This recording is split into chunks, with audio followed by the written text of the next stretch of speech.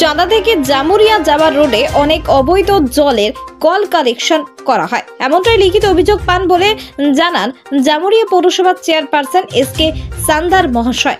এবং তারপর তিনি সেখানে নিজে গিয়ে পরিদর্শন করেন এবং স্থানীয় বাসিন্দাদের সঙ্গে কথাও বলেন। Bureau report, Kolkata news live. এখান থেকে একটা লিখিত অভিযোগ আছে যে চাঁদা মোড় থেকে যে জামুরিয়ার রাস্তা যেটা আছে তার মধ্যে অনেক ইনলিগাল কানেকশান হয়েছে।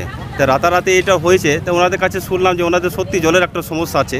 তো যা হোক, এটা নিয়ে আমি একটা নিজেদের মধ্যে আলোচনা করলাম, স্পট ভেরিফিকেশানও করলাম, দেখলাম অনেকগুলো নতুন করে কানেকশান হয়েছে। তো যা হোক, এই রিপোর্টটা টোটাল আমি হেড অফিসে আমি মেয়র সাহেবকে জানাবো।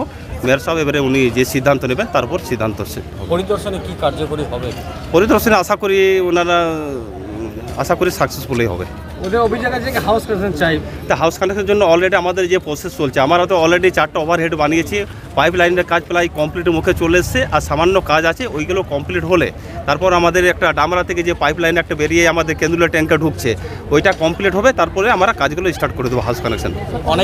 অনেকে বলছে যে কিছু অংশে জলেরও অভাব রয়েছে, তাদের দূরে গিয়ে জল নিতে হচ্ছে, আবার কারো বাড়ির কাছে। না, অলরেডি প্রত্যেকটা ওয়ার্ডে কিছু না কিছু জায়গাতে জলের যেগুলো ঘাটতি দেখা দিয়েছে, অলরেডি আমরা ট্যাঙ্কারে করে সাপ্লাই করছি, যা সাপ্লাই করছে তার মধ্যেও কিছু ঘাটতি থাকছে। আমরা যখন এটা প্রায় অনেকটা এগিয়ে গেছে, তখন আপনারা একটা আমি আশ্বাস দিচ্ছি ওনাদেরকে যে তাড়াতাড়ির মধ্যে আপনারা হাউস কানেকশনটা চালু করে দেবো। অলরেডি আমাদের কাছে একটা রিপোর্ট চলে এসেছে, প্রায় 15,000 হাউস কানেকশনের জন্য অলরেডি আমরা যারা অবৈধ কানেকশন করেছে, হ্যাঁ, তাদের কি হবে?